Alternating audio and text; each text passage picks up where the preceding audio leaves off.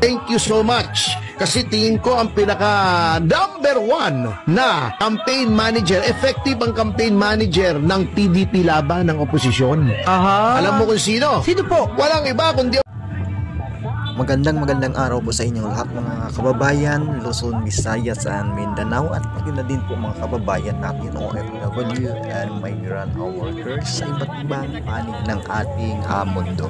So ngayong araw at nandito po tayo ngayon sa Antipulo po mga kababayan, at kasama natin ang PDP laban at iba pa mga senatorial candidates po ng PDP laban, at kasama din natin ngayon dito sa ating pagmumotorkid. Diba? Ang ganda po ng lugar na ito, at napakalinis po ng kalsada, at alam niyo po mga kababayan, no, ang dami po mga kababayan natin nadaanan namin kanina, nandyan po sa mga video upload natin ng Hot Mix TV. Ang mga kababayan natin talagang nag-aabang po sila sa atin lahat nang dumaan tayo dito sa Antipulo. Grabe, at napakainit pong tanggap nila po sa atin, no? Ang mga taga-Antipulo at taga-Taytay.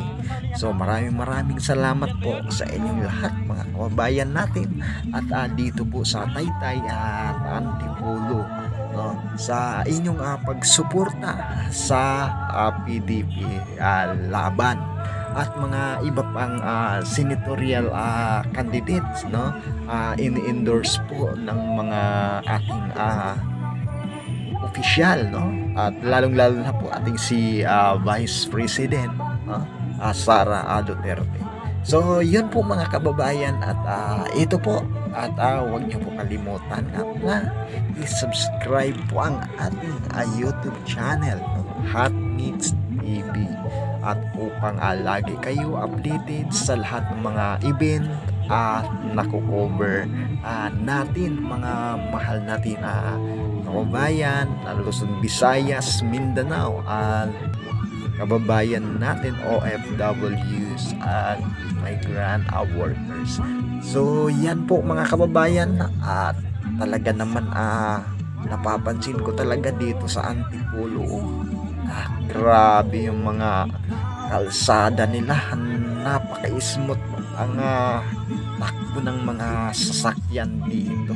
Mga mahal nating viewers, napakasarap mag-ride dito, grabe. Ayan, diba?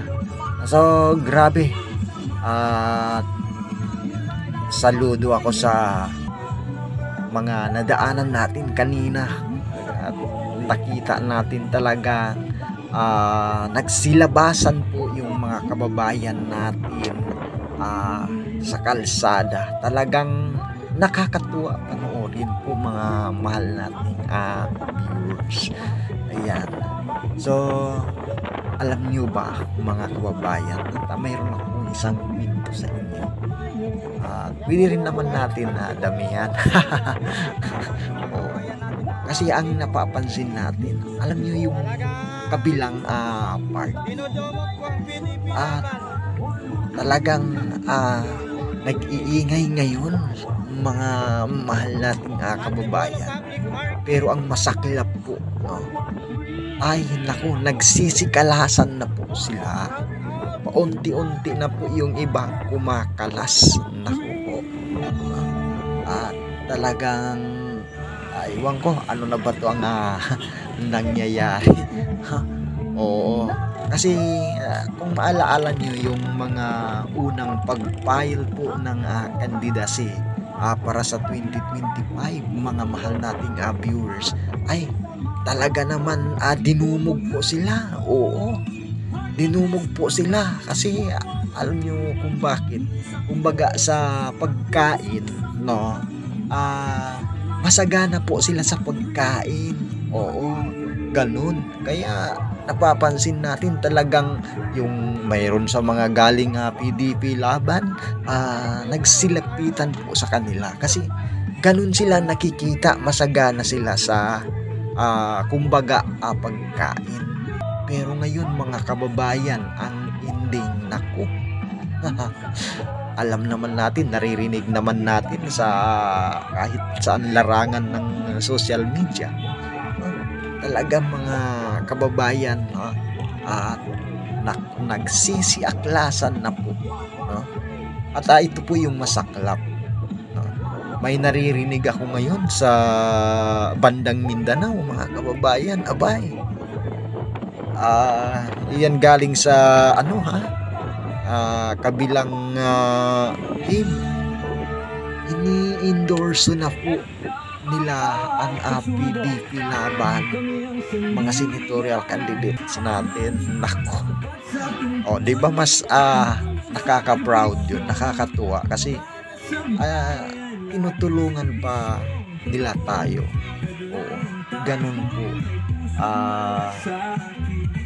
Ka-blessings, no, ng PDP Laban po, mga mahal nating kababayan. Oo. Alam niyo po, may napanood ako sa sa mga kababayan natin. At narinig ko na rin po ito kay Senator Jimmy Bundok, mga kababayan, no? Alam niyo ba kung sino yung campaign manager ng PDP Laban? Okay? So, kung hindi nyo alam, mga kababayan, papangalanan ko na lang. Okay? Or itatago na lang natin sa pangalan ay Bongat. Ayan, Bongit po. Yan po yung campaign manager ng PDP Laban. Sa pamahalaan Thank you so much. Kasi tingin ko ang pinaka number 1 na campaign manager, effective ang campaign manager ng PDP Laban ng oposisyon. Alam mo kung sino? Sino po? Walang iba kundi ang Pangulo natin, si Pangulong Marcos. Siya na campaign manager natin? Kasi dahil sa mga ginagawa niya, tumataas ang rating ng oposisyon. Kasi nag-impuisin sa pamahalaan Thank you so much. Kasi tingin ko ang pinaka number 1 na campaign manager, effective ang campaign manager ng PDP Laban ng oposisyon. Alam mo kung sino? Sino po? Walang iba kundi ang Pangulo natin, si Pangulong Marcos. Siya na campaign manager natin? Kasi dahil sa mga ginagawa niya, tumataas ang rating ng oposisyon. Kasi nag-impuisin sa pamahalaan Kasi alam niyo, mga kababayan, kung bakit. Napapansin niyo, patuloy nila nang sinisiraan at ginigipit yung mga